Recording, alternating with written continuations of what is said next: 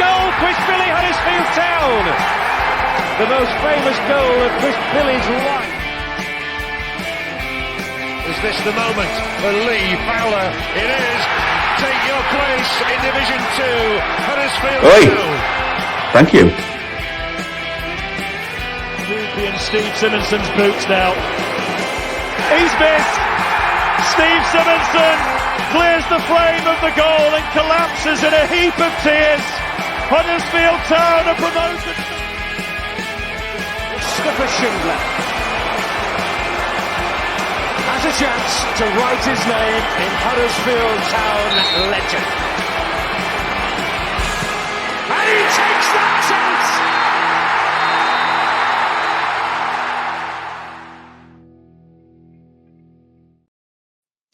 Hello and welcome to episode 203 of the Andy Takes That Chance podcast. This Saturday, the Lightning Bomber struck twice, 2 goals and 2 subs making the difference, and 3 points for the Terriers to give new boss Andre Breitenreiter the perfect start and push Huddersfield Town up to the heady heights of 19th at one point. This week, to discuss the past week's news and matches, we've got the Cosmotron himself, Richard Kosi, or is it Coffee Kosmala? And a man who's had his enthusiasm rekindled through his love of Germans. It's Josh Quirke. How are we doing, boys? All right, guys. Matt's bringing the hair because me and Josh... Yeah, I know we're struggling on that front, aren't we? Josh is doing better down on his chin, to be fair, than I'm doing anyway. But, you know, when you get 3 points, mate, it don't matter whether you've got an hair, a mullet or whatever. It's just happy days, isn't it? Happy days. Like what a win, eh? Fantastic. What a start for Andre. 19th. Let's kick off then. This episode, as always, is sponsored by Magic Rock Brewing. So use our code of AHTTC10 for 10% off all online orders at www.magicrockbrewing.com. And you can head down there to the tap room at Birkby on match day as well. It's quite an easy walk down to the ground as well if you're taking things. And they've always got a decent food truck on as well if you're a fat knacker like me. So let's kick on with things. Right then. Watford 1, Huddersfield Town 2. Josh, you were in the away end for this game. What was the mood like in the stands sort of before the game? Because the last game we went to with Darren Moore as manager was a little bit negative, wasn't it? Could you feel the sort of more anticipation, a bit more excitement in the away end? Definitely. Before? Yeah, definitely. Really good away end, to be fair. Loud all game, but yeah, before game, you could just feel it sort of around, like driving down. Me and my mate were like, "We'll win today." I know there's something about Watford where we do well anyway, generally, but I think it was just that thing of since he's come in, Breitenreiter, it's one of them where you just sort of think, you sort of look at it and go, could it happen again? Is it going to happen again? He's saying the right sort of things, and yeah, well, it was a good away end. I think people were there to really get behind him. It wasn't like it was like we've had under Darren Moore and stuff. It was very much more Worthy set the platform for it, didn't they? And it was just sort of, it lifted everyone up. I mean, when I saw the team sheet, I were a little bit like, oh, when there's no Sorba Thomas playing or Balker's out injured, you thought he probably didn't need that on his first game. But yeah, I think everyone were buzzing, mate. Everyone just couldn't really couldn't wait to see what was going to unfold on the pitch. Yeah, and let's talk about that. So the old late switcheroo, which you mentioned there, Josh, Huddersfield, Radulovic and Pearson both reporting on the day with colds. Pearson played, Radulovic didn't. He was on the bench. Sorba Thomas not appearing due to a personal reason, and obviously we all wish him all the best on the podcast. We all love Sorba Thomas on here. And Balker out with a quad injury, which hopefully should just only keep him out for that Watford game. Meaning the first lineup of the new era saw a change in shape as well to a 3-4-1-2, Darren Moore's favourite. And Town pretty much, because he carried on where they left off from under John Worthing. And Andre Breitenreiter said he wasn't going to change anything immediately because it'd be silly, which was music to my ears as well, because the last thing you want is for someone like Darren Moore. Darren Moore just kind of came in, didn't he, and said, right, we're going to do it this way. And there was no sort of adaptation period, if you like. So when Andre Breitenreiter said it's too late to change anything, you just thought, oh, thank God, a sensible manager who realizes you can't just come in and click your fingers and everybody's dancing to your tune. So yeah, they carried on pretty much where Worthy left off in the same style with the high press and played some nice stuff, didn't they, at the start? Yeah, the start, there was things noticeable to me, like Watford looked pretty appalling.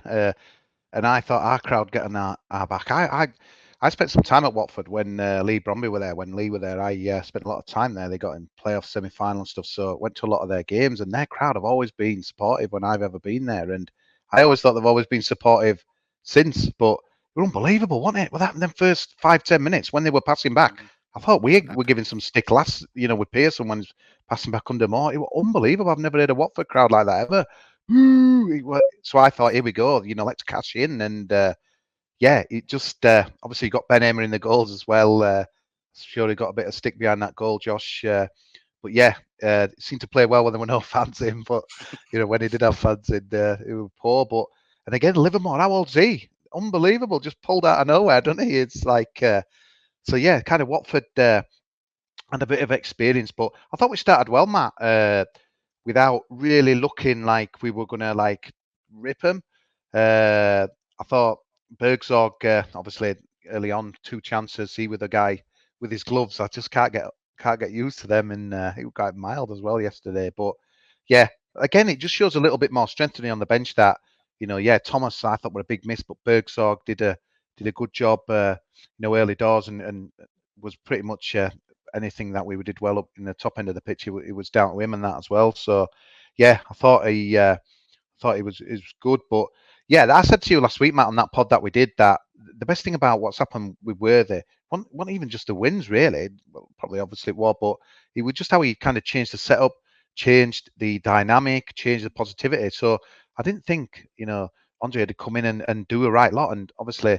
He had to make the changes with, Sorba sounded like some maternity issue and Bolka. But yeah, apart from that, I didn't think he's an experienced guy anyway. And he was saying in his press conference Monday that he's not going to come in and do massive changes. They've been stupid to do so. So a little bit of tweaking. And yeah, as bad as Watford were in the first 20 minutes, I thought we were good. But usual Town thing, we didn't get that goal, and it left you feeling, kind of where we go from here. But I don't know how far you want me to kick it on, Matt, because the 2 subs. Well, I thought what I would do is we'll break it down into 3 sets of 30 minutes, because I think that's how the game sort of panned out, isn't it? I think Town were the best side for the first 30. So I've got them subs to talk about then, haven't I? Because they were 27 minutes. I've done some notes. We're still talking about the first 30, really, here, aren't we? Yeah.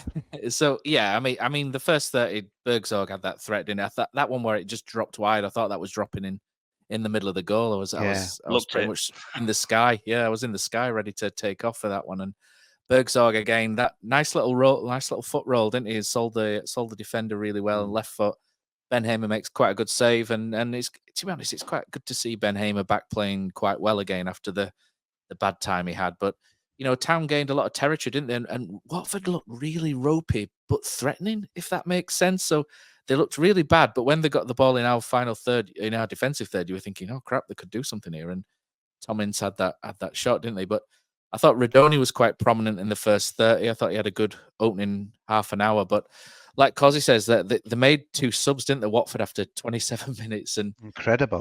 Once they made those 2 subs, Josh, Watford sort of took the emphasis off us a little bit. We were on the front foot attacking, and we kind of they dealt with us a lot better, didn't they? And decided to and started to get down the flanks a bit more, and that's where we were a little bit overmanned, if you like. So the next 30 was a bit of a tougher period for us, wasn't it? And I suppose you were biting your nails a little bit in the end. I think it was one of them. I think they just took us some time to adapt to it. I think they put Tom Ince on, and he sort of picked up that role like Radoni were doing for us, just sort of finding the space just between midfield and striker and moving in there.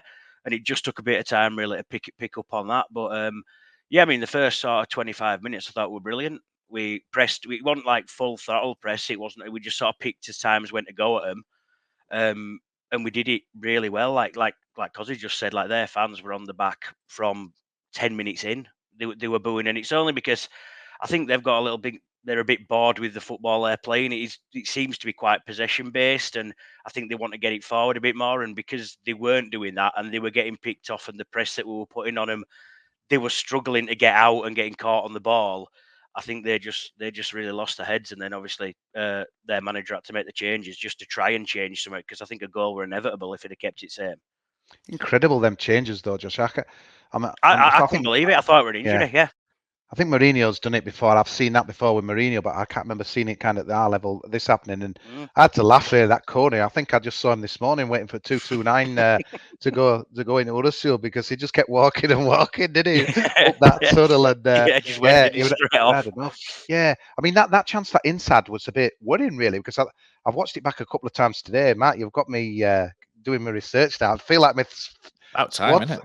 Because it's under, I feel like my place is under threat, on this podcast because I'm always away and stuff. But yeah, that ins chance, I can't work out. Matos kind of was later on kind of trying to cover, but I don't know if it was Nakayama, but it was just bizarre, wasn't it? They created nothing, and all of a sudden the ins is like so much space, and I think it was kind of a standard. It was just save, a good ball through, wasn't it? I think it was that Spreer who was probably their best player on day. Just sort of managed to cut inside and just. It was a really good ball, to be fair. Like cut through, and he just managed to peel off, didn't he? And I mean, luckily he just hit it. He didn't really have time to hit it anywhere apart from where he hit it. So we got a bit lucky on that. But I think that was just because we were so high up the pitch. Do you know what I mean? Like it was just from our press, and we just slacked off a little bit. And he had that Spreer had the skills all day to be able to just take one touch and find a pass. But like I said, apart from that, I didn't stand. I didn't really feel worried at all first 25, 30 minutes that Watford were going to create anything.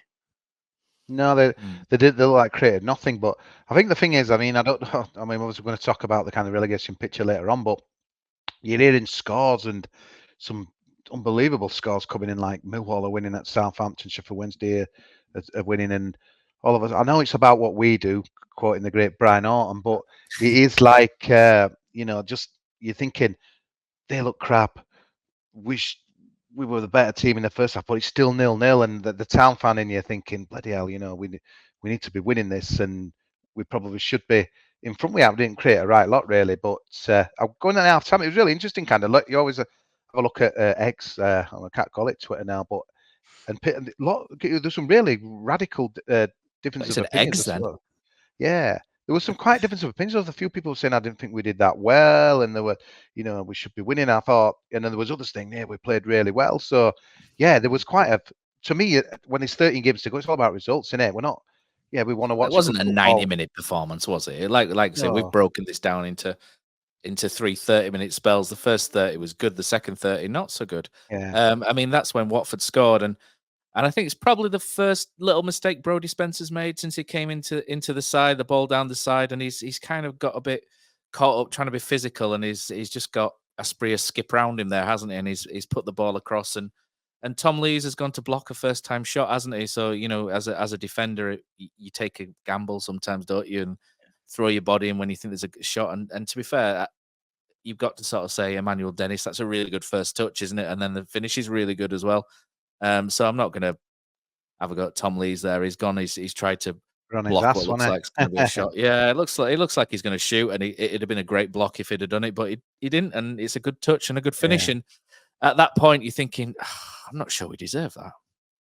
No, it was a bit deflating when that won it, but it was a weird setup, wasn't it? Because that guy just like a massive header won it to the sidelines, and it was behind. Brodie Spencer was quite far behind Spreer but caught him up, and then like you say, just got bumped off really, and as well, and he still had obviously a lot to do there, but cut it in, and it was unbelievable really, because you're just thinking, wow, where did that come from? But in the back of your mind, I think you always knew that Watford could never carry on being as bad as that in the second half, and yeah, it is deflating because you're just thinking, God, how can they be in front here when we've done that? But no, I'm like you, Matt. Brodie Spencer has done far too much good than bad, and if we're just picking people out for one thing, and like you said, if he had his time again, you might have kind of not gone in on there, stayed on his feet a little bit. Yeah, you get that with young players, don't you? His speed, though, mate. I'm positive about Brodie Spencer. So quick, isn't he? Like to get into positions and get forward and stuff like that as well. It's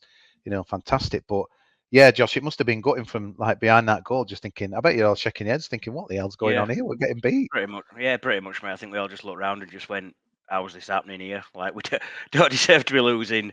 They've had one really good chance, scored it, and you just think it's going to happen again. This is it. We're going to have all play, be the better team so far, and just one sort of lapse in concentration, one mistake, and bang you one down. It would just every team's got quality players, and it's just one of them. It's just they're two probably quality players on the day in Dennis and Asprilla just managed that at that moment just to combine. And unfortunately for Brodie Spencer, who were really good again all day playing on left, just didn't manage to get his tackle right, and he's managed just to nip round him. And like you said, Matt, it's just really good play by Dennis. I think really he's just managed to see Tom Lees come in, sold him a bit of a shimmy, taking a touch, and then there's no what Nichols can do about the finish. He's just rifled it in top corner, hasn't he? So yeah, it's just one of them. It's a good finish, isn't it? Once he's got in position, fair enough.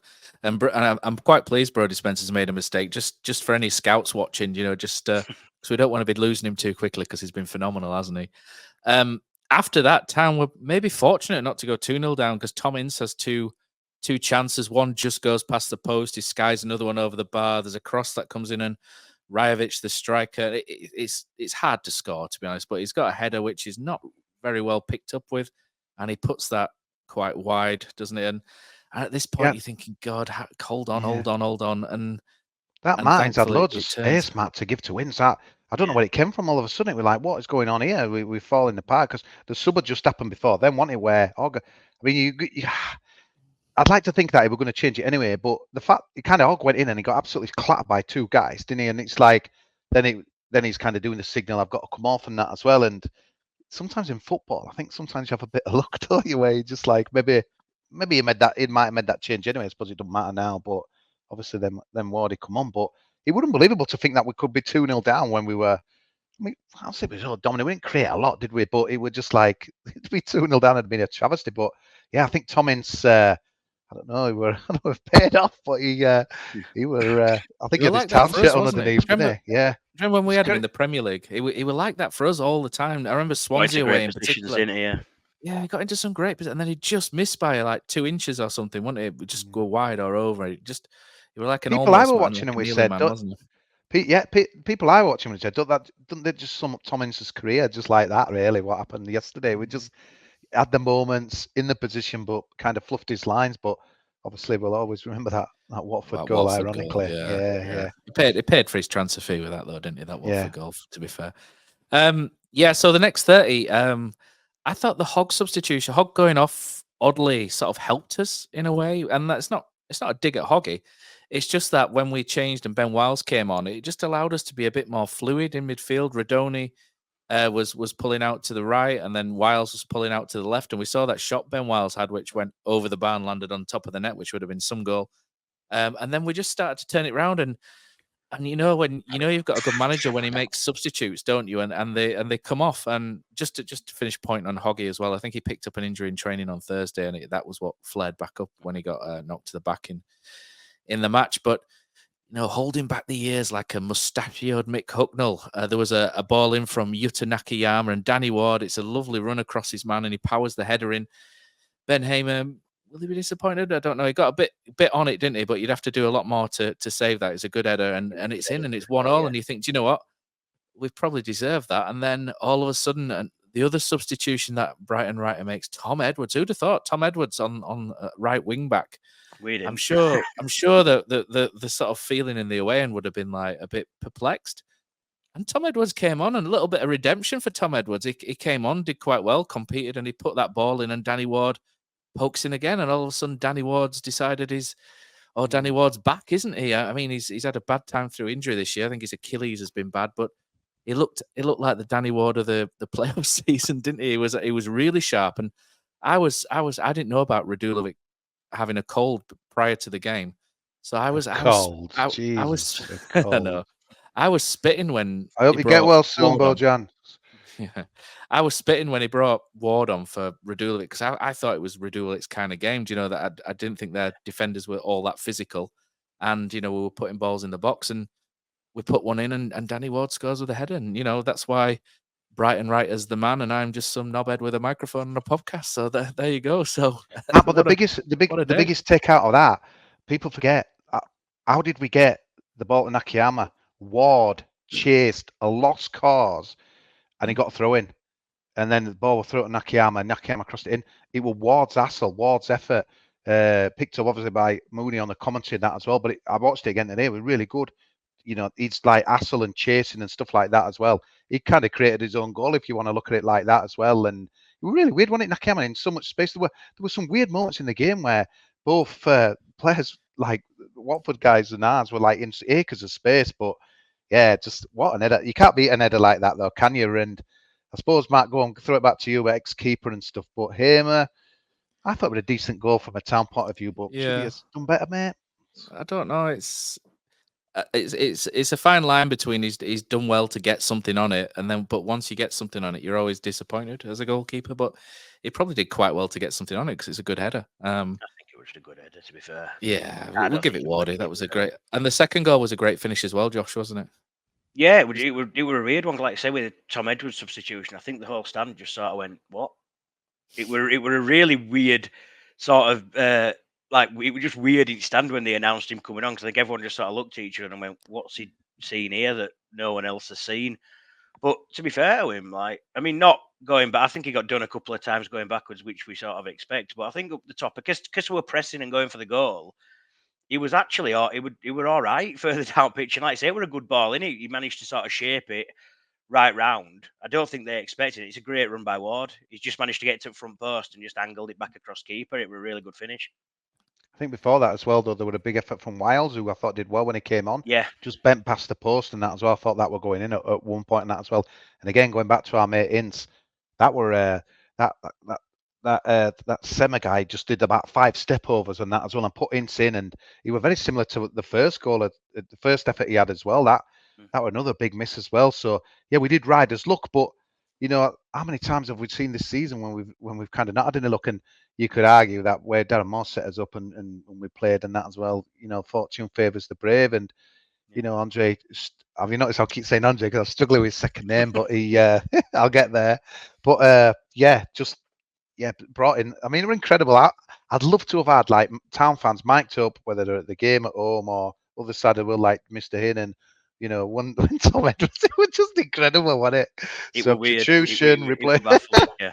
What is going on? But he obviously knew that he were going to turn it into an inner Cafu. And I think it allowed him though as well, just because we are going off. It allowed him just to move Kasumu back into midfield, because he went back into that sort of number 6 role and just put a right footer on that side, and keep Brodie Spencer on left. And to be fair, I think Kasumu, he had a good game, but I think he got better when we made that substitution, just because of his energy. I think he's been. I've been a bit of a critic of Kasumu, to be fair. Sometimes I think he's had a lot of energy, a lot of work rate, but I think sometimes he's been really poor on ball. But I think over the last sort of 5 or 6 weeks, I think he's looked hopefully the player that we thought we were signing. But I think that did make a bit of a difference, to be fair, when he put him back in midfield. It's weird, isn't it, in football, like superstitions and lucky grounds. You know, sometimes as a supporter, I used to have a pity go to Bradford and winning every other time we went there, and that was I know we kind of. That's because they were shit, mate. Yeah, but like Danny Ward, I were there that game. I think Red Hot Day, was it in May? I remember fancy dress and stuff when he got that hat trick. And 10 years ago, 2014, 10 years ago. Yeah, it's just incredible. But yeah, it's just totally amazing what he like. Tom Edwards just does that. Danny Ward just does that. I'm a big Pat Jones fan. I was shouting for Pat Jones, and he didn't even come on. And Radulovic, obviously, we didn't know he had the cold. So, honestly, don't you think that's good signs? You might say lucky magic, but I think they're really good signs for. It's a good sign a manager changes the game with his manager. No, brilliant, and his celebrations afterwards as well were quite good, weren't they? Not as chest beating as Wagner and Sievert. Sievert didn't get many wins, did he? But you know, when he did, he made you know about it, which was quite fun. But you know, just a nice picture of him, isn't there? Celebrating afterwards. And Kosi, I think, was it Kosi who tweeted it on the Andy Takes That Chance account? Him or Brady? Those are the pictures. Yeah, well, me, mate. But it's a good picture, wasn't it? Where he's just good picture that at the camera. You know what though, Matt? I said in the thing we did in the midweek, he just feels a really calm guy. You know, it's like. I think the good thing is, like we all know, there's a lot of work to do, and as great it is, we're still only 2 off the bottom 3. And it was a great win, obviously, kind of from behind. Looked like we might have to settle for a point. But I love the fact, because I think crowd were wanting that woo woo, you know, the old Wagner German thing, but it didn't happen. And I just like his calmness about everything, and his subs. You were very calm, and just I will come on to his interview after, and. Yeah, it was just such a positive day, really, as well, and it needed to be, really, because you look at, obviously we've got next week, but that were a must-win game, and when you're a goal down on the hour, and you know he's hardly had any. 2 training sessions I think he'd had with him and that as well. We've got a couple of key players missing. I thought we missed Sorba Thomas badly in the game, but definitely on the delivery. Definitely the delivery wasn't good, was it, from set pieces? Yeah. No, it wasn't. But honestly, I thought Ismail had done kept his job by making the 2 subs, canning the guys and turning it around. But it turns out now that he said he'd swapped all 11, didn't he? When he did it, he said he'd have swapped all 11, which made me laugh. And unfortunately, as in football, they only swapped one, didn't they, last night? And that were him. And this is the trouble when you're a manager. Honestly, just But like you said, Josh, it's been building up down there, hasn't it? That as well. Yeah. And for Watford to nearly go to March without sacking a manager is pretty impressive, really. So. Yeah, I was calling us the Northern Watford on a podcast I did with their guys last week. Because so many changes that we've had this year. But yeah, absolutely fantastic result. And again, I'm not one normally for looking at other scores and stuff like that. But I was drawn into it all yesterday, and it was just unbelievable when you were seeing some of the stuff that were happening elsewhere, and you're just thinking, come on, Tom, even a point really wouldn't probably cut the mustard knowing what we've got next week. And to get the 2, absolute Brucey bonus. But yeah, it just keeps it going, doesn't it? And that as well. And I don't know what the form table's like, Matt, but there can't be many that I've got it in front of me. Yeah, we're 9th or something like that. Yeah. Don't you worry about that. I've got that ready. But we'll come to that when we do the relegation picture. But what players stood out for you then? If in terms of the game, for me, Matty Pearson stood out a lot. He had a poor game, didn't he, last Saturday in the home game against Hull. But he's ill and he's out there playing 90 minutes, and I thought Matty Pearson was good. I thought it was really solid, really good. Full credit to him. Really good response from. And you'll get that from Matty Pearson, don't you? Because he's a leader, isn't he? And he's a proper warrior type. Okay, he's not going to be Ronald Koeman and picking people out with accurate 80-yard passes. That's what Balker's there for. But I just thought Matty Pearson was just very good, very solid. Back to what we know and love with Matty Pearson, and just head anything. He'll head anything. He'll kick anything. And as Phil Senior always says, he just growls at everything as well. I thought Matty Pearson was decent. Josh, if you had to pick someone out. I thought Rodoni played well. I think it was just one of them games where he was managing to find a lot of space, and he had quite a few chances, but no, really just ended up just working out for him. He had a couple of chances to pull the trigger, and he just either took a touch too much or just his pass just went away. But I think finding space, he caused them problems all day. Probably one of the most influential players on the pitch. I think Nakayama, just due to the fact that even though he's only had 2 training sessions, Breitenreiter, they were a little bit more playing around at the back. You could see we were trying to move the ball quickly and move it in and out in triangles just to probably open up Watford a little bit more and try and find a bit more space. And I think Nakayama does help that on the left-hand side because he's good on the ball. Obviously, sometimes he does get caught, but on the ball, if we're trying to do it, we need someone like that in the side. But probably, if I'll pick one, I'd probably say Rodoni. Just because he was just first 30 minutes, he was just everywhere, just pick it ball up. They didn't seem to know how to deal with him really for the first 25 minutes of the game. Kosi Bear? Yeah, obviously 10 out of 10 for originality, but Mr. Daniel Ward, just game changer. Just starting from winning that throw in to Scott, that header, to obviously a beautiful anticipation of Tom Edwards. And yeah, obviously Tom Edwards and me I've always been a firm favourite of the ex-Premier League defender, but you can't argue, Matt. He's made a contribution to the Seal Town at last, and a positive one as well. So yeah, I thought we were good. I thought Matos again, probably without in the heights of maybe the couple of weeks before, and that. So he's just reached a consistency, mate. That just he looks at. I look at him now and think next season, I wonder where he'll end up, because he's and if anyone's watching any of our games, any news, because obviously we're going to be on Sky the next 2 home games. It's if they fancy like a midfielder who's going to absolutely give you 120%. Got a lot of bite, yeah. He's got. I like him. He's like Hog 2.0 a little bit, isn't he? He just needs. He just needs the experience that we're giving him. But I think next year, if we could get him on loan next year, it'd be fabulous, wouldn't he? Yeah. The thing is, Matt, do you blame more for why he's not taken off, or is it just a bedding in process? I know everyone's sticking a boot in on more. Port Vale obviously. What? Sorry. Port Vale, obviously, is 3 defeats out of 3, so people Did are you see still that goal sticking at. Port Vale conceded? Do you see the free kick where Oh, Yeah. what it like, man? Did it? Yeah. Oh, the Oh, defender, no. the goalkeeper were out of his goal, and the defender had it Yeah. on the edge of his box on a free kick, and he just passed it straight to the striker, who put it in the empty net. Darren Goals Moore and be like, "What have I assists. left Goals with?" and assists. Poor No, bloke. but that Poor just my bloke. question there, though, for you guys is what is it just because he's playing better and the team are playing better, or do you think Moore used him wrong for them first few games? Because it just seems I think Moore used him I wrong. thought I thought what were the fuss about, to be honest, because we'd heard a big write-ups about him, and I Mm. didn't see it the first 3-4 games, but I think Moore had him sitting. I think Matos is all about energy and all about getting Yeah. around the pitch and throwing himself in. And I think under Moore, there might have been a bedding in process, but I felt he had him a bit more conservative and had him sitting a bit more. So he had him a bit more restrained and Worthy, wasn't it? Let him off the leash. And I think it was Worthy's first game where Matos was unreal, and you were like, "Hello, this is a completely different player." But I think it just I think the way we play now really suits Matos, and the way Darren Moore set up didn't suit him as much. It's just one of those things, isn't it? Yeah. But again, You he's think- bedded in really well. And and to be honest, out of all the January signings, you look at Matos and you think, do you know what? That's the best one. Oh, mate, he just looks like he's been at the gym like 24 hours a day, to be honest with you. He's absolute, ripped and that as well. And Still running. when He's you probably run home. Yeah. Yeah. He's just obviously we don't want to talk too much about next week because there'll be a lot of previews and stuff like that as well. But when you think Leeds man for man, we were saying before there won't be many you'd swap.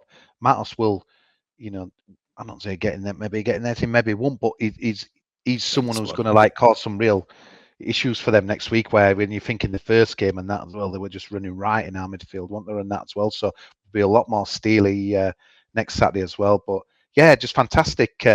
It was really strange because I kind of thought we were sold like this cheeky little winger who's we're going to score a few goals and set something up, but we've kind of gotten a much more rounded player really, and that's well. And obviously he's tackling. Sometimes you're like handing him off part of me. Still thinks he's going to get a red before the end of the season, but I don't know. He just seems to be tempered that a little bit as well. And I think just what a signing, great work from the recruitment team to get him in. You a fan, Josh? Yeah, I am. I think the first sort of couple of games, I just thought it was very raw. You know what I mean? You could tell that it was probably his first time playing at sort of this sort of level, but I do think as he's been playing, he's matured into a really good footballer. He looks like the player we'd hoped we'd be signing from Chelsea, because they've never really let us down with players, have they? No. But yeah, he's just one of them now. Played. I think. Yeah, I was going to say three played in the League Cup final, didn't they, for Chelsea? Yeah. Chilwell, Chalobah, and Colwell that we've all had. So yeah, that was. But I think you were right, Matt. Though I think now he's been sort of not just asked just to sit and shadow in front of the back line, and he's allowed to run around pitch and just try and cause havoc. We just look like he just looks a much better player, because he doesn't let people settle on the ball. Like say even against Watford, he would just up and at him in the faces. Like he's one of them players that you like watching, because he doesn't let opposition settle. And the way we're trying to play, we need them sort of players, because we need to try and win the ball early. And I think like you say, it's suiting him down to the ground now. Brody Spence, I mean, I know obviously we've discussed the goal when he got bumped and turned, but it's just incredible now. It's almost like Brody Spencer's been like here for 5 seasons, and you're just expecting this quality play, this consistent play all the time, and it's absolutely incredible what he's doing. I know we've watched Lyrical and some of the other pods when probably he contributed a little bit more, but I noticed it's like the Player of the Month vote, and there were quite a few names from there. I mean, God, you've been struggling the last few months to pick anyone really, but now it's quite competitive. It'd be interesting to see who gets it. But to me, Brody Spencer, it's just like ridiculous. Playing on the wrong side as well. Yeah, exactly. I'd give it Brody. Yeah. I'd definitely give it Brody. It's fantastic, mate, and that's well. And I know the old cliche, but he is just like new signing. You could argue that probably our best recruit really in January, everyone that we had, but yeah, just fantastic, mate. And again, he'll be turning heads. So let's hope we can get him tied up on a long-term deal or something. You were impressed with the interview, weren't you, Kosi? Breitenreiter's interview post-match on the club channel. I mean, there's someone there, and he's just got quite a nice, charming manner about him, doesn't he? He's not boring, but he's not overly excited. He's got this nice, calm sort of your nice uncle feel about Uncle Breitenreiter. It just has this kind of nice, genuine, like you say, a good calmness, but jolliness as well, doesn't he? He's just a good fun listen, isn't he? Oh, that was anyway.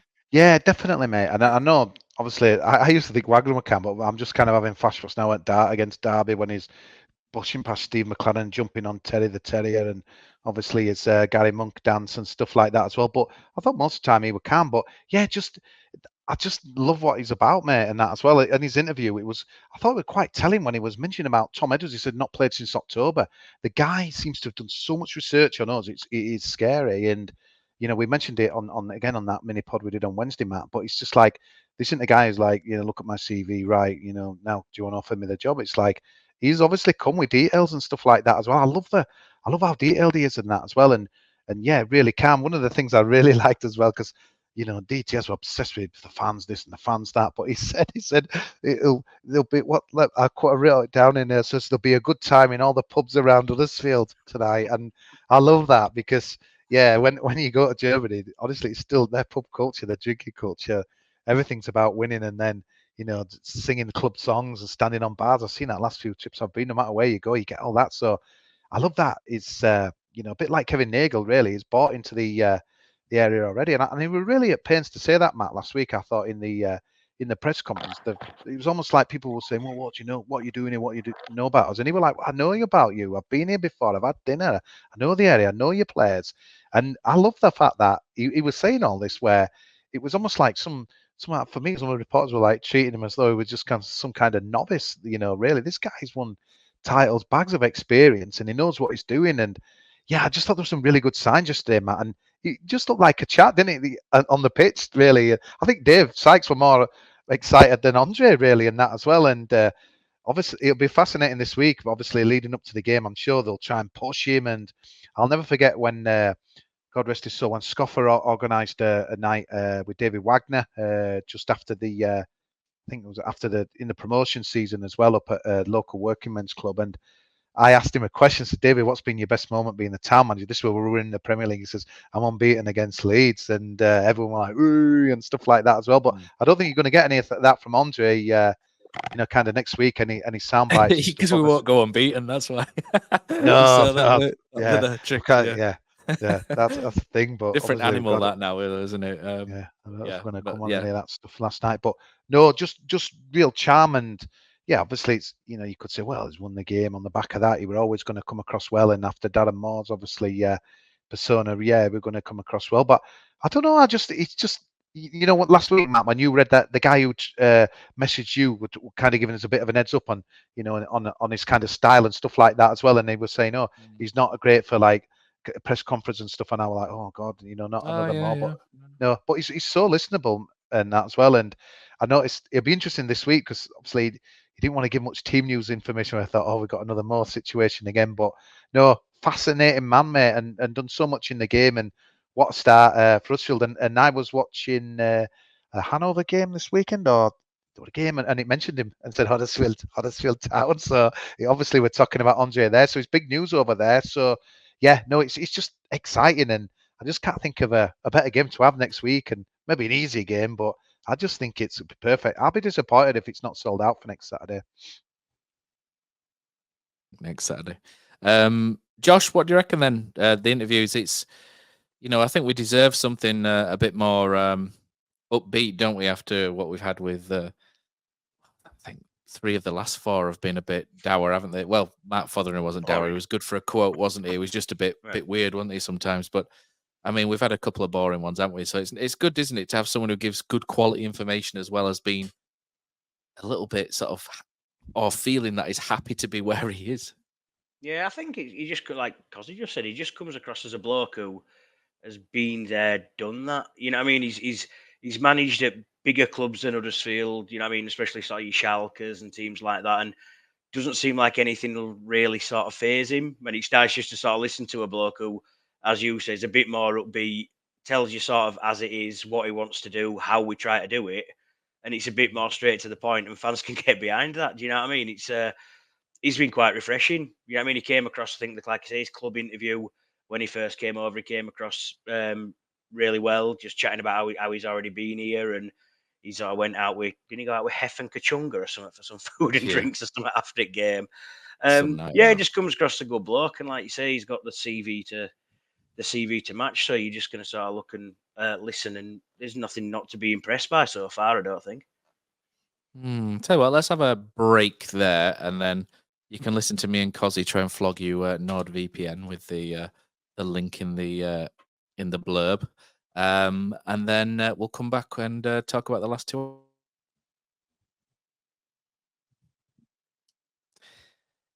Right, boys. I got sent this on Saturday.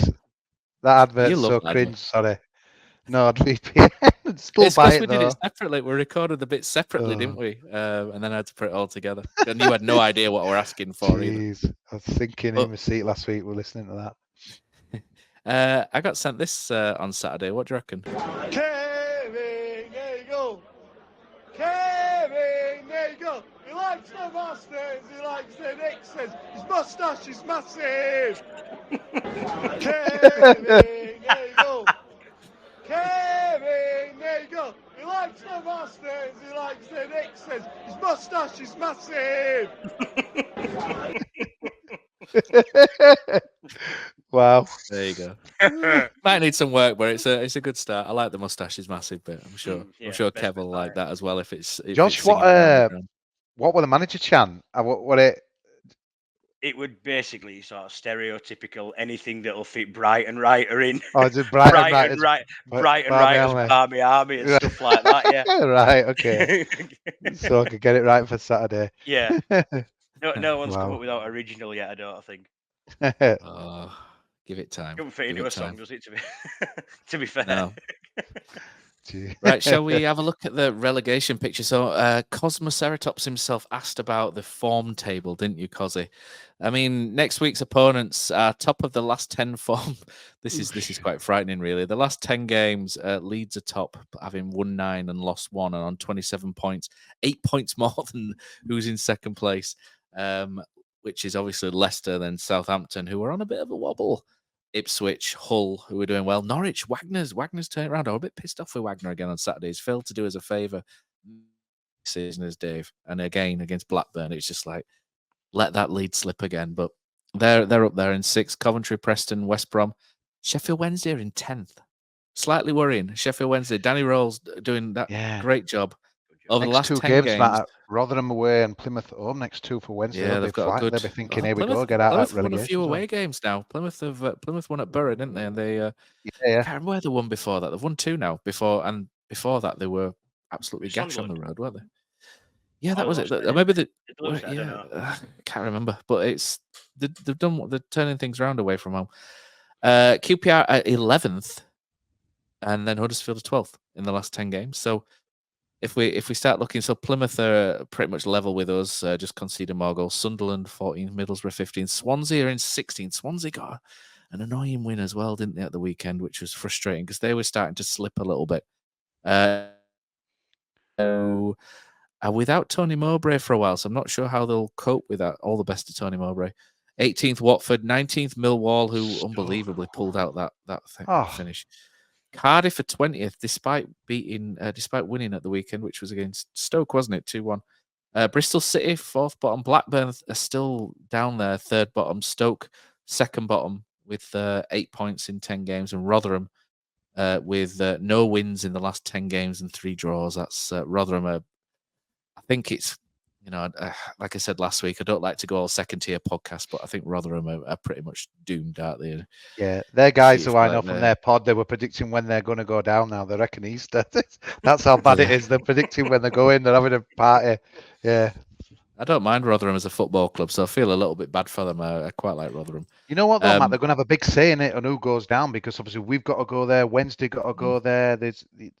Yeah, you know what? It's weird. Sometimes when you're done, all of a sudden you'll pull out a few results. So I think obviously we're there a week on Saturday, aren't we? And I just don't think was it 2 weeks Saturday, but I'm not sure it's going to be as easy as some people think. So it'll be tough. Be tough. Yeah. They're a scrappy team. They're a scrappy team still. Rotherham. They haven't given up. Do you remember when we were saying it? When any we were saying Rotherham were probably gone, weren't we? But any 2 from 3, and now all of a sudden there's 9 in it now. I always felt someone had dropped through. But I was looking at Blackburn. I was looking at Blackburn more than anyone because of their form. But You look at the last 6 games as well. Leeds obviously top with a 100% record. Preston a second in the last 6 games. I don't know what's going on there because they look like they were going to fall away. Ipswich 3rd, Hull 4th, Leicester 5th, Norwich, West Brom. And then Town are 9th in the last 6 games. And it cast your minds back to when we had Darren Moore, didn't we? Those wonderful days of Mordor. And I'm just going to bring up Town's results here. We were looking, weren't we, at that run of 4 games where it started with Plymouth at home. And we put so much stock, didn't we, in that little run of games there, which was Huddersfield, Plymouth, away at Blackburn, away at QPR, and at home against Sheffield Wednesday. We put so much in that, didn't we? Sort of saying we need 8-9 points maximum. Otherwise, Darren Moore's gone, etc. And obviously, Darren Moore went after 3 because 3 1-1 draws. And then we beat Sheffield Wednesday 4-0. And we didn't think that was going to be enough to keep us out of the bottom 3 during this period that we were worried about. So during that period, we got 6 points in those 4 games. And then we were really worried about Southampton, Sunderland, Hull, Watford, Leeds, Cardiff, West Brom. And we were worried. And to be fair, we went to Southampton and we were winning until 10 minutes before the end. Sunderland, we won, which we got them at a good time, I think, because Mick Beale was just having a thing. And if you look at Mick Beale's, he's been caught on Twitter, praising himself. It's fantastic from his business account. And then Hull was unlucky. We lost in the last seconds to Hull again, like we covered last week. Look how well they're doing though now. Yeah, and then they went to Southampton and won, didn't they? And then Town have beaten Watford. So we've won 2 of the 4 games which we were worried about, and we didn't think we'd win 2 during this period. So we're Matt, we've done schedule. And we've signed big money strikers. Have made absolutely zero contribution. Obviously, Ely sounds like done for the season from what I'm hearing, and Radulovic obviously has got a cold, but they've had no impact. There's only Town could do that, isn't there? So get some strikers in, and the guy that we've got back who's been injured for ages is the guy that's doing the business and the big money guys. It's honestly Huddersfield Town just defies science, man. Doesn't No it? Helic either, is it, for most of it? No, it's just unbelievable. Just looking at Millwall's, Millwall, obviously, total free fall. Out of nothing, they're getting that win. It sounds like we're a bit of a smash and grab. And then the next 3 games are Watford at home, Blackburn away, and Birmingham at home. So all of a sudden, they might be revitalised. Win 3, yeah, they could win those. And they've just got the new manager bounce. Neil Harris, they love him there, don't they? So it'll be different now. But I'm not sure he's a good manager though, Neil Harris. I've never really been won over by him as a manager. I think he might be good short term, maybe for a bit of a bounce for Millwall, but long term, I'm not sure he's going to. I think the only thing is Matt looking ahead we've got Stoke and Millwall at home, and you're thinking, at home, but the pressure's going to be huge on them games. Stoke's away, isn't it, for us? Stoke's away, isn't it? Stoke's away. Oh, sorry, it's away. Well, Warnock's last game, wasn't it? So it's that's why yesterday I think was so massive for us, because like all of a sudden the pressure. I mean, obviously we delivered that Sheffield United game and that Reading game was a bit of a non-event under Warnock last game of the season, but you won't want it to go down to the wire, especially we've got Ipswich and stuff. So just to pick up that win yesterday, just absolutely so huge for us and that as well, because next Saturday, I mean, God, honestly, the build-up's going to be unbelievable, isn't it? Obviously, Carmichael, David, Mr. Nagel start. I hate the build-up. Honestly, I hate the build-up. It's the most cringy shit you will see on Twitter between the shittest banter that fly, or what excuses for banter, flying back and forth. It's just horrendous. I just take the week off Twitter. I just find it absolutely pathetic from people who are adults and both ways. They're worse than us, but Jesus Christ, it's cringy.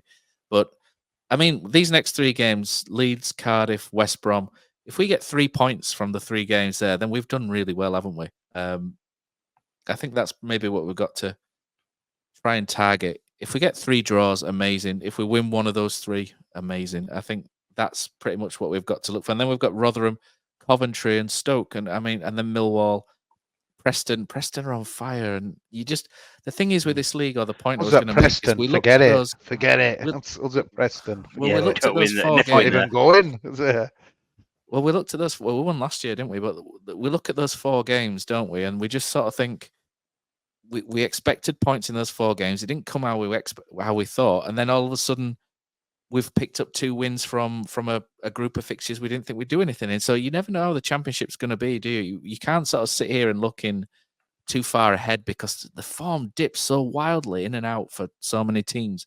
I I mean, you look at Coventry on the 29th of March, and they're not playing that great at the minute, but come 29th of March, they could be flying again. It's just, and like I say, Leeds have won 9 out of the last 10, which is phenomenal. They're on an incredible run. I mean, if they come to us and we win on Saturday and it sparks a downfall, you just never know in the Championship. It's just, it's unlikely, I know, but it's just an unbelievably good league, isn't it? And you just can't predict what's going to happen. So Town just need to keep picking up points game by game, take it game by game. And if we can get 3 in the week from those 3 games, although we're playing West Brom on Sunday, aren't we? So 3 points in those 8 days, that'd be some good work, wouldn't it? Yeah, we just got to hold his nerve, Matt, because like he's obviously positioning in the games. All of a sudden, let's hope we can get something on Saturday. But if we don't, and then results go against us, everyone's going to be like sat there at 3 o'clock watching, Soccer Saturday, and oh my God, we're in the bottom 3, because we could be in the bottom 3 again. As good as it feels at the moment, we could be in there again, and then so we've got to have to wait a little bit then for the Sunday game with West Brom, obviously Cardiff in between, and it's a bit dangerous at the moment, Matt, because it just feels, I just kind of feel at the moment we're not going down. We've got too many good players. We've got a good head coach. I think that's just so dangerous. I'm thinking like that, and I don't think we will, but I think everyone else down there might be thinking similar as well. Do you know what I mean? It's one of those Stoke things. will think they're I'd going rather down. I'd rather be in our Stoke position than Stokes. Yeah. I don't know what's going Millwall on would have there. thought that It's though until yesterday though, and then they've won. So it just takes some mad result like we got. Which were our game? Were it Millwall away last year under Warnock? Which were the game that kind of sparked it for us last year? I'm trying to think. Millwall away, wasn't it? Yeah. Yeah. Yeah. And Millwall were like the top 6, weren't they? And it's like bloody hell, where does that come from? And then this all time of a sudden, of year, don't they? Yeah. It was the draw against Norwich, wasn't it, where we came back against Norwich, and then that just seemed to. God, there's us at start season. Give us a mid-table season, and honestly, you'd rather have a bit of fun, wouldn't you? What? The thing is, though, to get a mid-table season, you have to be going for the playoffs, don't you? And fall short in this league. Otherwise, you're in a relegation scrap. It's mad, isn't it? Because like I looked at other week, Hull were like 12, and you're thinking, God, their season's petering out, and all of a sudden they're good. Go, and that as well. Good side, Hull. So you look at the table now, and Hull are 6th, and they'll be playing Ipswich, and they've got Norwich and Preston 3 points behind them, and Coventry have just dropped off to 9th. And I don't think anyone below 9th is now going to trouble that top 6, which is Sunderland, Watford, Bristol City, Middlesbrough. I think they're struggling, aren't they, to do anything. But I mean, I still think from 15 down, you could get relegated, and it starts at Plymouth. Plymouth, I think, are too good to go down. I think if you've got their home form keeps them up, doesn't it? Yeah, if you've got a 17-goal striker like Morgan Whittaker playing for you as well, that keeps you up, doesn't it? Pretty much. If you've got someone who can bang goals in like that, I think they're going to be fine. And then Blackburn are 16th at the minute, but they've had a little, but I'm still not convinced that they're particularly great. Swansea, I know, had a win, and they like their manager, don't they? I think they're a decent side, but they've not been on the best form. Birmingham have got the Mowbray thing. Is that going to have a negative effect because Mark Venus is a bit ropey? Town have lost the least amount of games in the bottom half of the table, but we've also won the least amount. So we're a tough side to beat. I think Millwall again. They've got the Neil Harris factor. QPR are out of the relegation zone for the first time, and you've got Stoke have dropped in, and Stoke have. I don't know if they've maybe dropped in too early, but they've got time to get themselves out of it. But there's something weird going on at Stoke. There's Ricky Martin and Shebangs, Living La Vida Stoker, whatever you want to say. He's gone, hasn't he? Their director of football. There's rumours Schumacher might be replaced by Gareth Ainsworth, which is really bizarre. And then below that, Sheffield Wednesday is still 3 points adrift, but they were far more points adrift than that at one point. They were like 8, 9, 10 points away, weren't they? So they're still going. And then Rotherham, 19 points, bless them, 3 wins all season. They are 16 points away from Stoke. So, yeah, I think they're done and dusted, aren't they? I think the good thing for us, Matt, I mean, I know everyone's got a chance. Best thing looking at I know it sounds a bit daft again, yes, because we're back to 2 keepers on the bench, but it was a bit of a unique situation because obviously Sorba went on the morning of the game. But when you think, we'll have Thomas back and Bolker back, fingers crossed for next week, and hopefully Og's fit or what have you.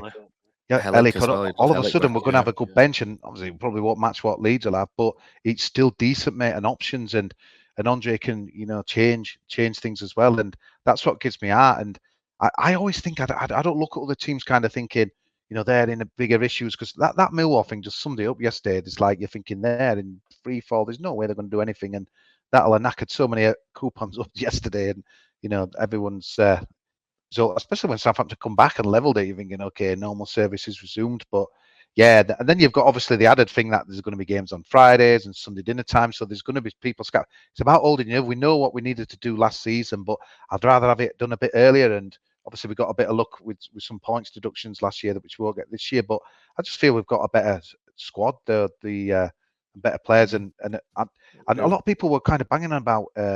Andre's kind of I've not said his second name yet still, but yeah, they're just like his lack of experience in the Championship. I just thought that were kind of being a bit disrespectful to his CV. I don't think it matters really for me. Yeah. It's like he knows football. He'll be paid handsomely by Mr. Nagel. He won't come cheap, and he ain't come to go down. That I just think it's so exciting for us that if we can just stay up, we could have a great summer. Getting players in. That. Obviously, he'll have some nice contacts, and I think we could have a nice future. But you don't want to look too far ahead, do you, and that as well. But no. I just think Saturdays. I know it's early days for kind of previewing it, but when I think of the game last in October, more had come, and didn't we just get slammed against Cardiff in the midweek, or was that after? I can't remember. Was that before or after that?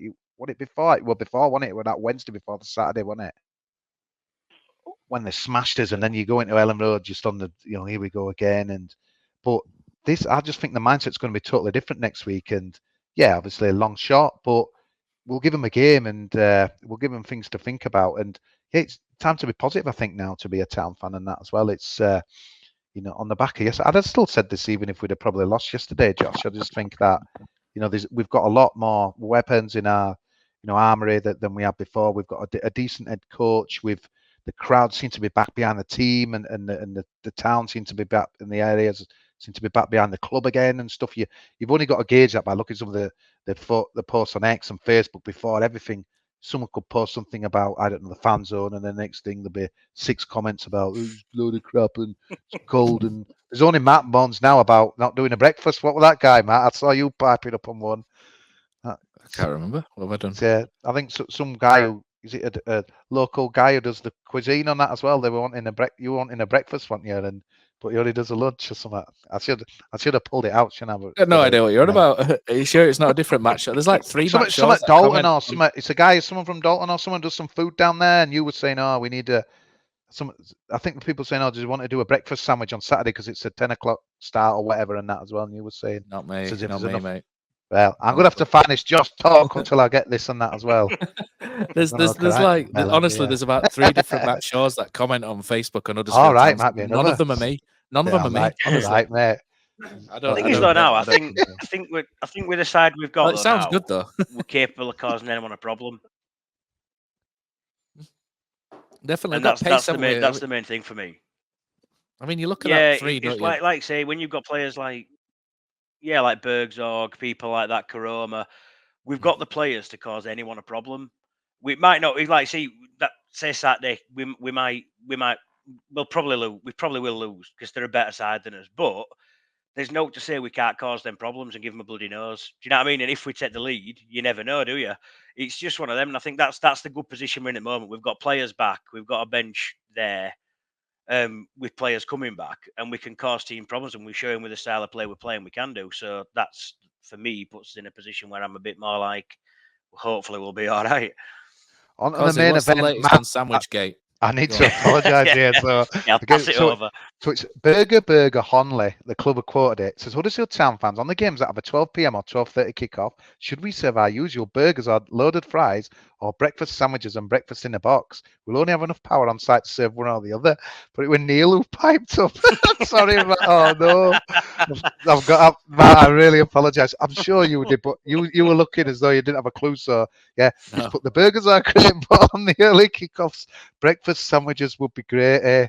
And he's quoted Tom Nolan, so we must know him with that as well. And yeah, people are wanting breakfast, so what an ending to the pod. It's shambles, isn't it? But so hopefully next Saturday, Burger only are going to be doing breakfast sandwiches and.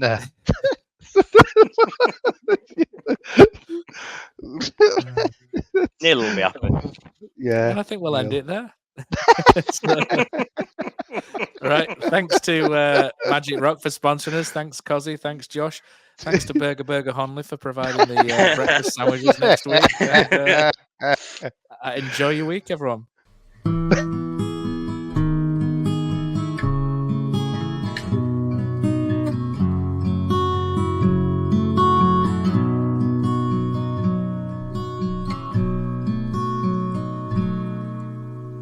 There's a team that is dear to its followers. The colours are bright blue and white. They're a team of renown. They're the pride of the town. And the game of football is their delight. And all the while upon the field of play, thousands loudly cheer them on the way. Often you can hear them say, who can beat the town today? And then the bells will ring so merrily, and every goal shall be a memory. So town, play up and bring that cup back to Huddersfield. So town, play up and bring the cup back to Huddersfield.